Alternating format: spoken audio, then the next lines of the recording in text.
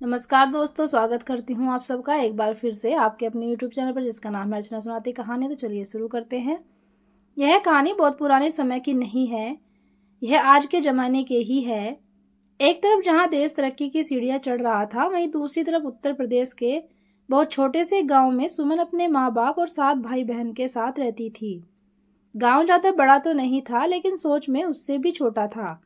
वहाँ लड़कियों को पढ़ाने लिखाने, आत्मसम्मान से जीने के तरीके नहीं सिखाए जाते थे। उनको तो बचपन से बस घर में रहकर सबकी सेवा और जी हुजूरी सिखाई जाती थी। सुमन ने बचपन से अपनी माँ को इसी तरीके से जीते हुए देखा था। उसके पिताजी हमेशा या तो अपने काम में रहते या फिर घर के बड़ों के बीच बैठ जाया करते थे।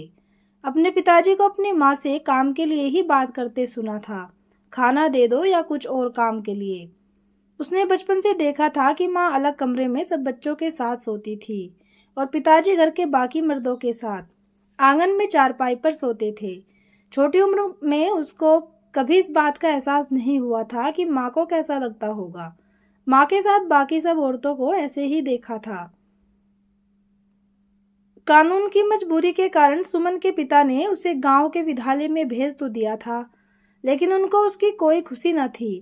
वह अपनी पत्नी पर ही जोर देते कि वह सुमन को पढ़ाई से दूर रखे और घर के कामकाज में ही हाथ बंटवाए।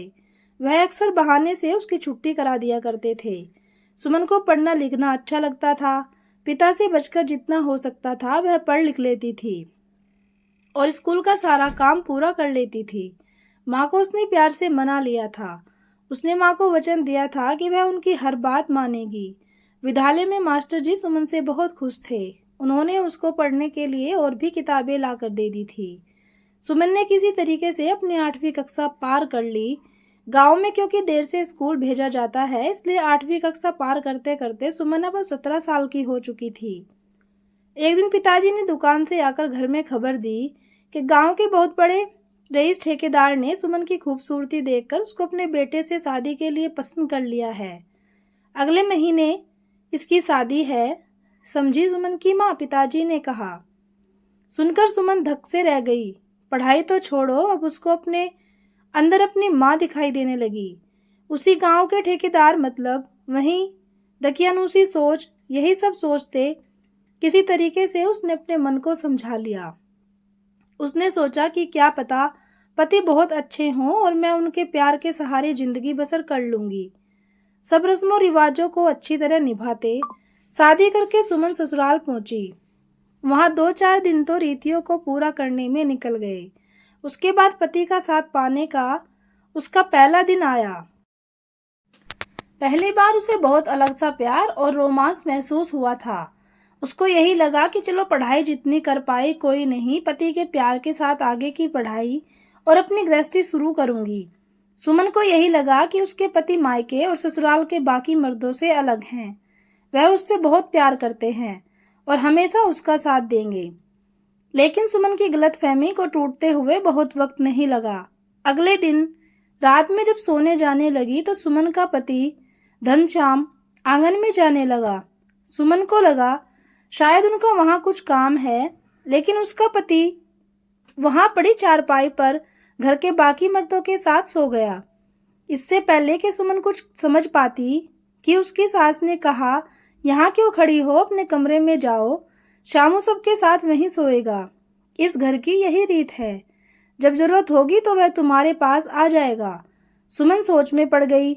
सिर्फ जरूरत प्यार नहीं, वह बेचारी तो एक तरीके से कुएं से निकलकर खाई में आ गिरी थी। अब हर रोज यही होता। उसका पति सारा दिन दुकान पर रहता, रात को खाना खा के आंगन में चारपाई पर सबके साथ सो जाता। जब उसका मन करता वह सुमन के कमरे में आ जाता। सुमन को शर्म भी आती कि कोई देख ले आते जाते तो कितना अजीब लगता है। साथ ही उसे घिन सी आती कि जैसे वह कोई इस्तेमाल की चीज है। इसके अलावा वह यही सोचती कि दाम्पत्य जीवन का आधार क्या सिर्फ आदमी का सुख है या बच्चे पैदा करना।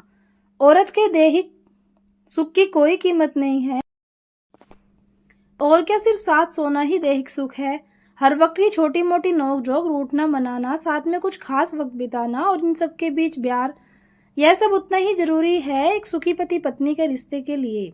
सुमन इन छोटे छोटे दैहिक सुख से खुद को वंचित पाती थी। वह अपने पति का हाथ पकड़ना चाहती थी, उनको गले लगाना चाहती थी और कंधे पर सिर रखना या गोदी में सर रखकर सो जाना चाहती थी। शायद उसके पति को भी किसी दिन यह एहसास हो जाएगा। यही सोचते सोचते बरस बीत गए और अब सुमन 2 बेटों की माँ थी।